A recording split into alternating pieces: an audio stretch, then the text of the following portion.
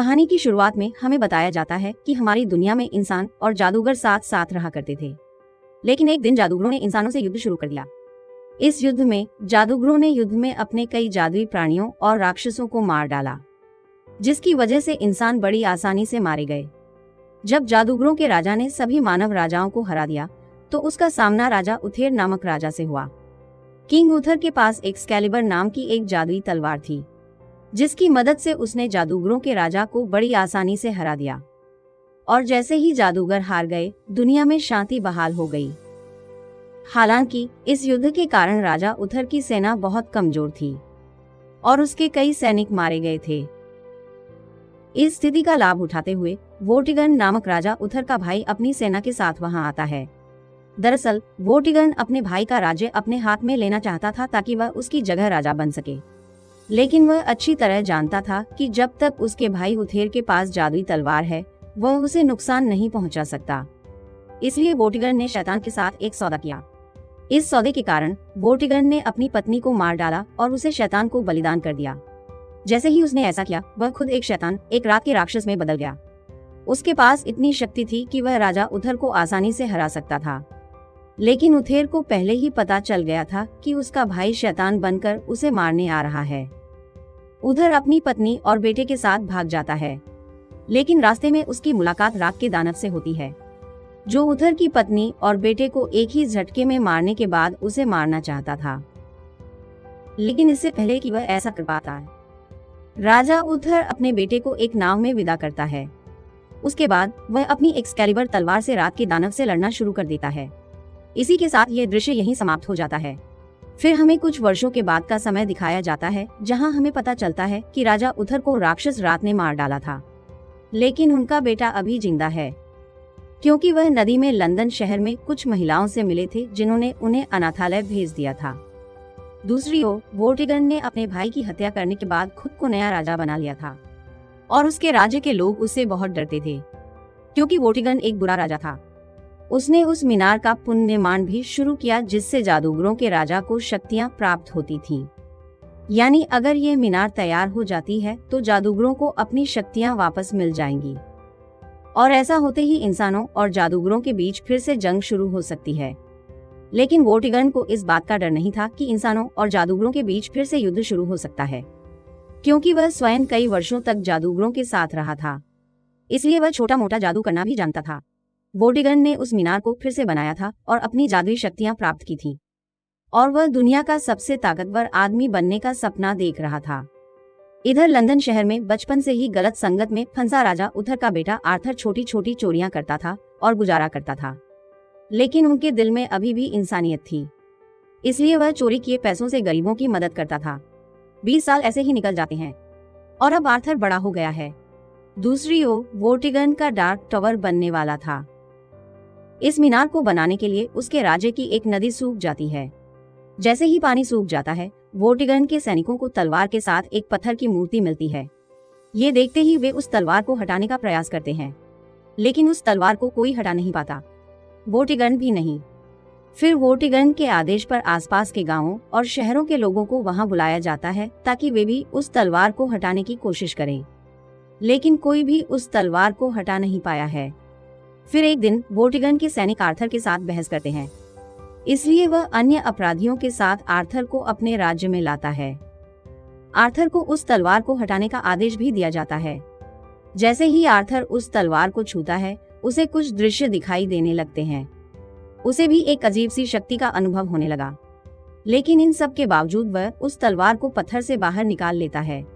ये देखकर हर कोई हैरान है, और वोर्टिगन भी समझता है कि आर्थर राजा उथर का बेटा है, क्योंकि वह तलवार कोई साधारण तलवार नहीं है। ये किंग उथर की एक्सकैलिबर तलवार है।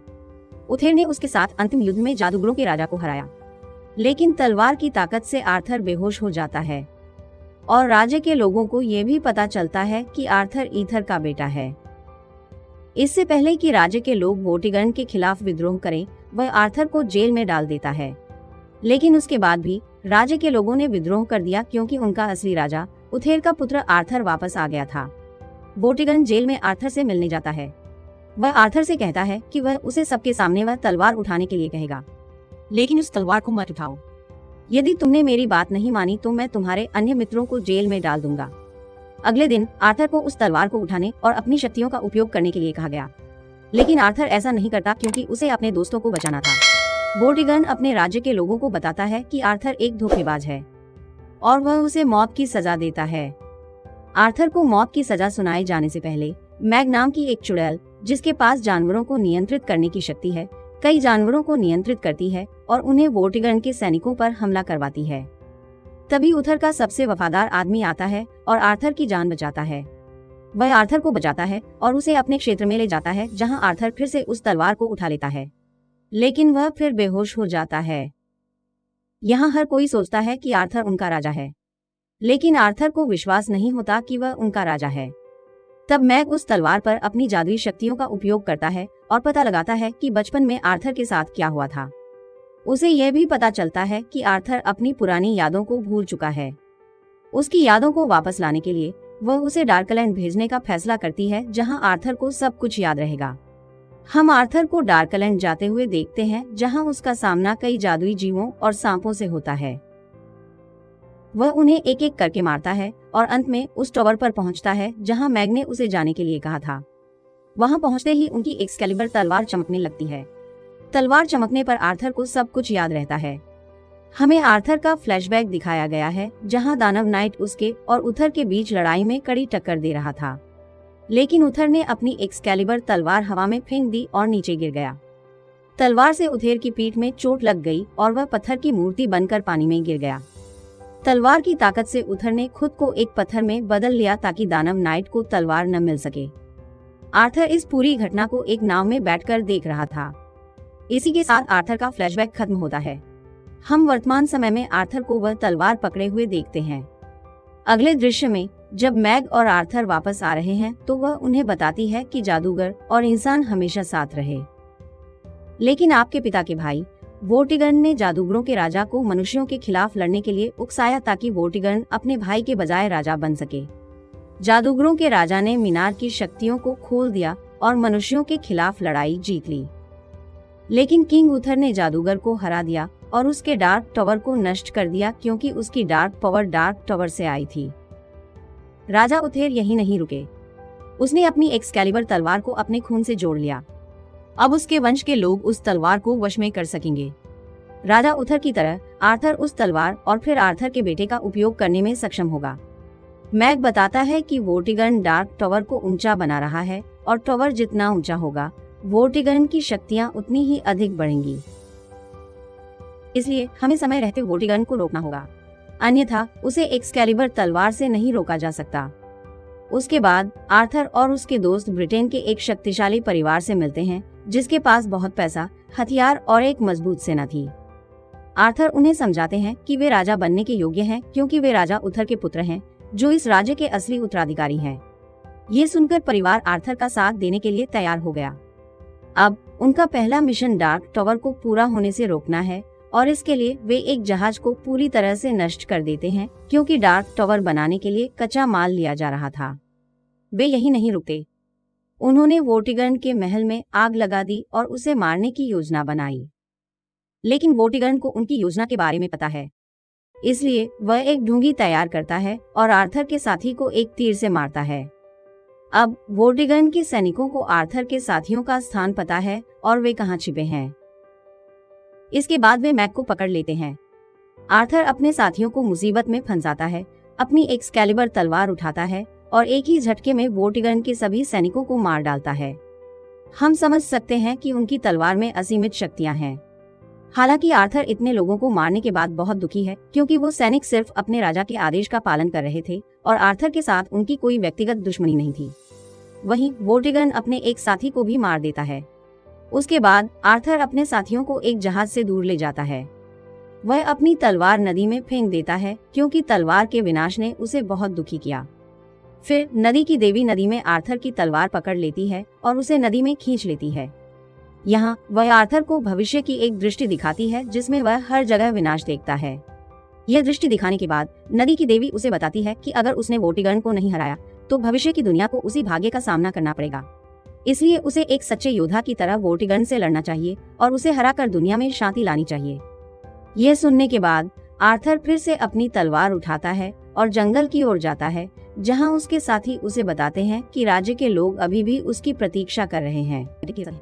इसलिए जैसे ही मैग वापस आता है, वह आर्थर पर एक सुरक्षात्मक मंत्र लिखती है ताकि मैग द्वारा नियंत्रित जानवर उसे नुकसान न पहुंचाएं। जिसके बाद आर्थर वाटिगन के महल में उसका सामना करने जाता है, जहां वाटिगन को भरोसा था कि वह उसकी तलवार के बिना उसे नुकसान नहीं पहुंचा सकता। इसके विपरीत वह आर्थर को अपनी ही तलवार से मारने की कोशिश करता है। लेकिन उसी समय मैग अपने जानवरों, पक्षियों और विशाल सांपों को महल में भेजता है, जो वहां पहुंचते ही वाटिगन पर हमला कर देते हैं। तब वाटिगन एक सांप पर एक्सेलिबुर तलवार से हमला करता है, जो तलवार को एक खंभे में फंसा देता है और अब केवल आर्थर ही उस तलवार को निकाल सकता था। दूसरी ओर मैग और आर्थर के अन्य साथियों का विशाल सांप महल में हर जगह तबाही मचा रहा था। ये देखकर वाटिगन समझ जाता है कि वह उनका सामना नहीं कर सकता, इसलिए वह पिछली बार की तरह गुफा में जाता है और वापस डेमन नाइट में बदल जाता है। थोड़ी देर बाद आर्थर भी एक्सकैलिबर तलवार को खंभे से बाहर निकालता है और वाटिगन के साथियों को मारते हुए दानव नाइट से लड़ना शुरू कर देता है। इस लड़ाई में आर्थर को मारने वाला दानव नाइट उसे बताता है कि तलवार मेरी है और उसने यह बात अपने भाई यूथोर को भी बताई।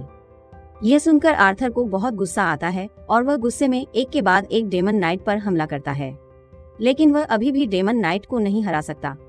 तब उसे समझ आता है कि अगर उसे इस तलवार की शक्तियों का पूरा उपयोग करना है तो उसे शांत रहना होगा। फिर वह अपने क्रोध को शांत करता है और दानव नाइट पर हमला करता है, जिसके साथ वह अंत में उसे मारता है और उसे अपने वास्तविक रूप यानी वाटिगन के रूप में लाता है। चोट लगने के कारण यहाँ वाटिगन